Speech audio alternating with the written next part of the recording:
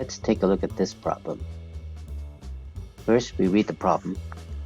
At some instant, the velocity components of an electron moving between two charged parallel plates are V0x and V0y. Suppose the electric field between the plates is E. It is uniform and points only in the y direction. So before we continue on, let's draw a picture. Recall that the electric field between two plates, we can consider the plates as infinitely large, so that the E field that we get will be uniform. So here's how we're going to draw this. Let's say this is one plate, the top plate, the bottom plate here. Now they're finite, but we're going to assume that they're infinite, so that the electric field that's going to be produced will be uniform, and it's in the y direction. So here's what it will look like. It'll point up, straight up, and it will be uniform, like this. Okay, and it'll go on forever.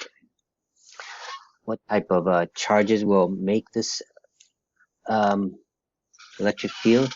Well, we know that charges go from positive to negative, so then this plate down here will be filled with positive charge, and the plate up here will be filled with negative charge.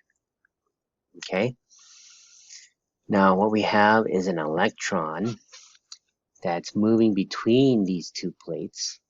So let me just draw that in. An electron, remember, is negative charge. I'm going to actually make some room here so I can draw my electron. Here the electron is going to be negative charge, and it's moving in between these plates with velocity components V0x and V0y. That means it has an x component and a y component. So this is the x-axis, and this will be the y-axis, like that. Okay?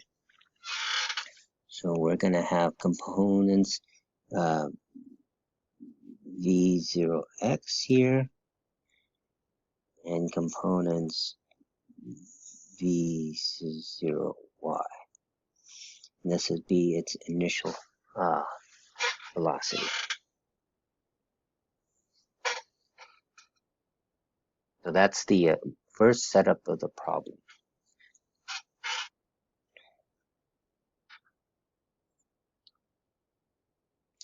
Let's also label the electric field. It's E. All right. So reading the problem some more, it says that what are A, the magnitude of the acceleration of an electron, and B, the y component of the electron's velocity when its x-coordinate has changed by a distance d. State your answers in terms of the given variables using E for the fundamental charge and M for the mass of an electron. Okay, let's tackle the first part. What are the magnitude of the acceleration of the electron? So for part A, we're going to say, recall that the force is related to the electric field through this equation. Force as a vector equals charge times an electron times the electric field E. Now, in our case, the electric field is going up, and the force on the electron, if the electron is positive charge, it would also be going up. But since the electron is negative, it will be opposite. So you would have negative E times big E. So the force that the electron feels will be going down, like this.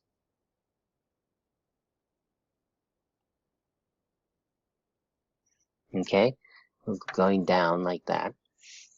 And so we don't want only the force, we want the acceleration. So the acceleration we will just get from Newton's second law. Acceleration is force over mass, and m is going to be the mass of the electron. So we want the magnitude. They ask for the magnitude of the acceleration. So we're just going to E over m. So this will be E over m. So that'll be the magnitude of the acceleration.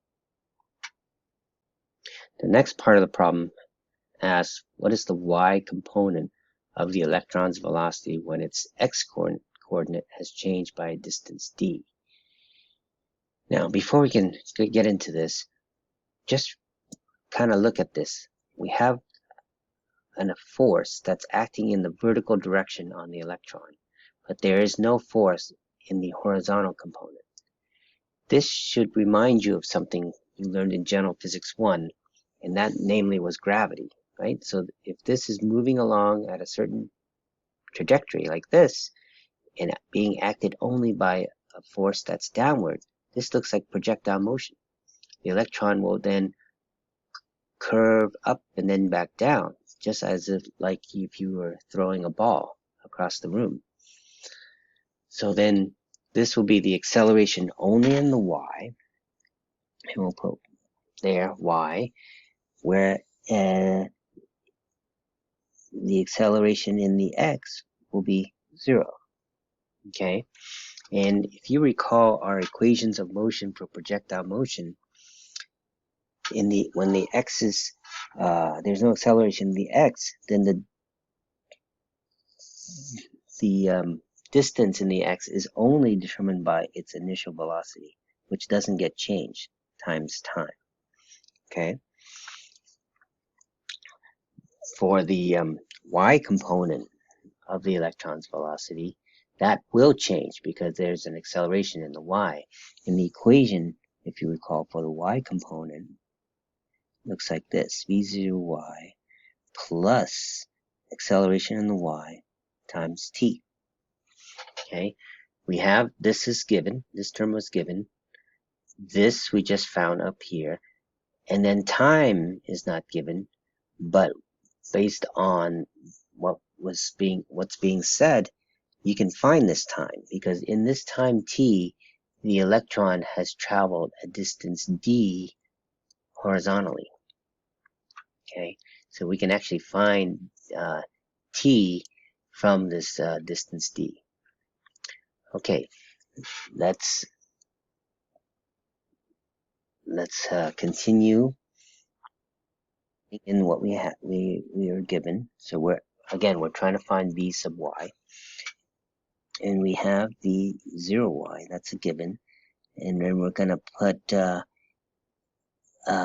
sub y. Now that's the magnitude. We're going to have to put in minus because the acceleration is actually going downwards, right? This acceleration is the magnitude. I have to put the magnitude like that, and then the sign is negative e over m times t. To find t, we're going to use this equation for x, because in that same time it's moved a distance d times v0x times t, which is given.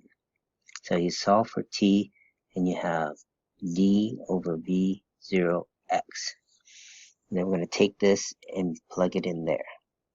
So at the end of the day, we'll have vy equals v0y minus e over m times d over v0x.